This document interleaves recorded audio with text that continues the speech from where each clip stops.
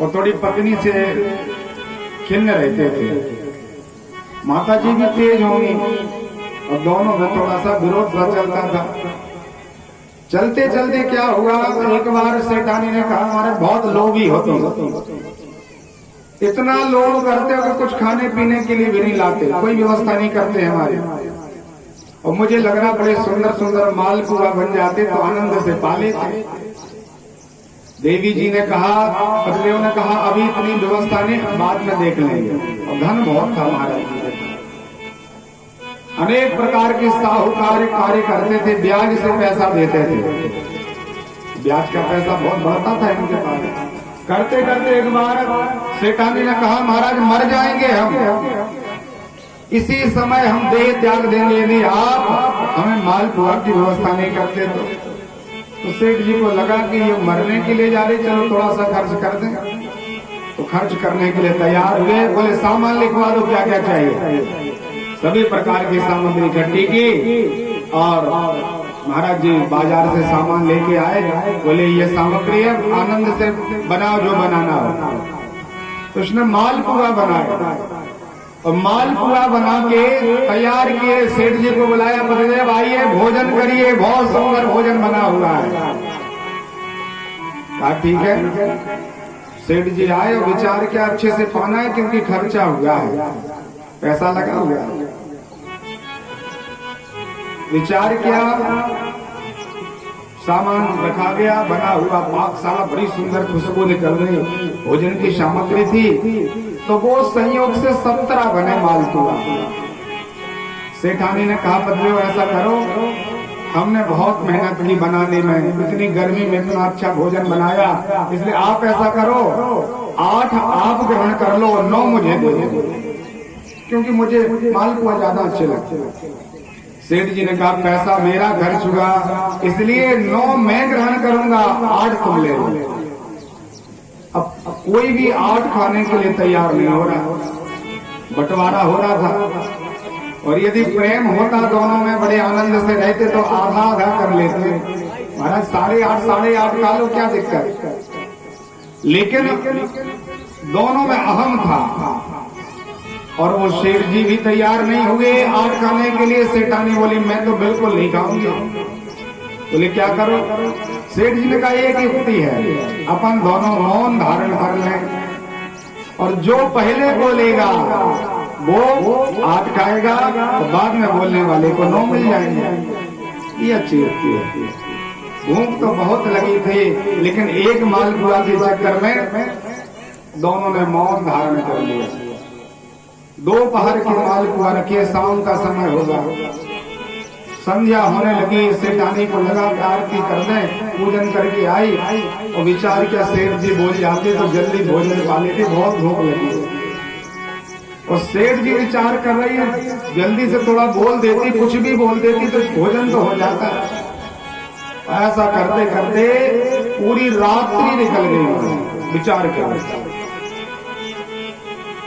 जहां सम्मति होती है सो सब संपत्ति बिना बुलाए, धर्मशील पर जाय सुहाए। लिखा हुआ है कि यद्यपि सागर के लिए, समुद्र के लिए कामना नहीं होती कि नदियां हमारे पास आए, ऐसी समुद्र की कोई कामना नहीं होती, लेकिन समुद्र की शीलता देख करके समस्त प्रकार की नदियां समुद्र में जाकर के मिल जाती हैं।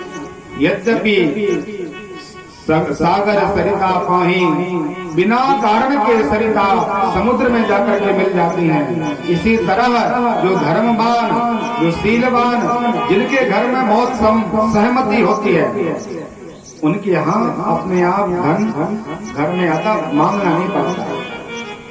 लेकिन जहाँ कुमति है, दोनों में विद्रोह है, वहाँ महाराज बहुत असुविधा हो जाती है। सम्मति होनी चाहिए, दोनों में कोई किसी प्रकार का भाव नहीं था। अब दोनों ने विचार किया कौन बोले पहले। प्रातः काल हो गया, ब्रह्म मुहूर्त में दोनों उठ जाते थे। गांव के लोगों ने देखा आज सेठ जी भी नहीं उठे और भाई भी नहीं उठी, क्या कारण है।